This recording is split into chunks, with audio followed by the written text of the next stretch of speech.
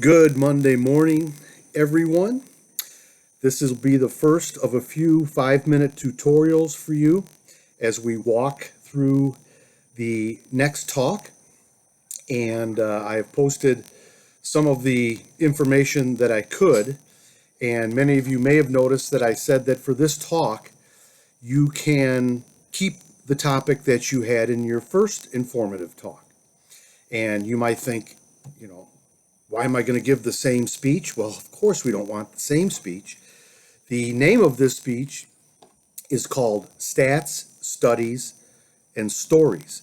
And these three components are going to stay with us for the rest of the class. I believe every good talk should have one of these or all three of these components in them. Statistical evidence, studies that back them up, and then the personal story to put a face, to humanize your topic, which is very important. You don't ever want to be seen as someone who is somehow disconnected from the topic that you're talking about, because your audience will always sense that. And so it's always important to humanize your topic, to put a face on it, and to make it real. So we'll get into more of that later, but you can certainly change your topic and some of you might have topics that aren't really geared towards a deeper dive, which is what this is. But for many of you, you can keep your same topic. This is the step that I like to call credibility building. And it's always important when you're speaking to be seen as someone who's credible. It's like your mechanic giving you advice on your health. You go, you can tell me about my car, but when it comes to my personal health, you're a mechanic. There's no credibility there. So how we can build credibility is through all these three components. And what's important to realize in this speech is that stats and studies are always together. All right. It's like the statistics are the children and the studies are the parents. I want to know, anytime you give me a number, I want to know who the parents are. All right.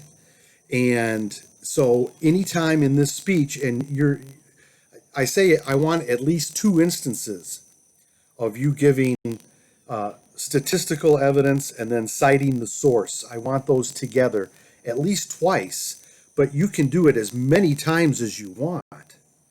There's no limit on the amount of times that you can do it, but I want to hear you say at least twice, according to a study from the American Medical Association, 535,000 people die every year from heart-related diseases. Okay? You saw there, 535,000, that's the stat. Who are the parents? The American Medical Association. Okay? The stats are great, but they don't bring credibility unless you can cite the source and make me believe that the source is credible. I can't say, I was talking to my Uncle Joe yesterday, and he told me 535,000 people a year die from heart-related diseases. I can go, who's Uncle Joe? What's he? Who is he? Okay, so it's important that these two elements, stats and studies, or studies as you can also think of as sources, they have to be together. All right? I love your kids, but I want to know the parents. And that's how you think about it. And the best way to do this is simply by incorporating the phrase according to. Once you say that phrase, according to, now I know that you're going to marry the source with the number, and that builds the credibility. So this is an exercise in a deeper dive into your topic. More depth equals a greater level of information and understanding and credibility building. All right, because you can sit there and go, don't believe me. I'm citing the American Medical Association. This is what they do. And you build your credibility that way. So this is how you go at this speech.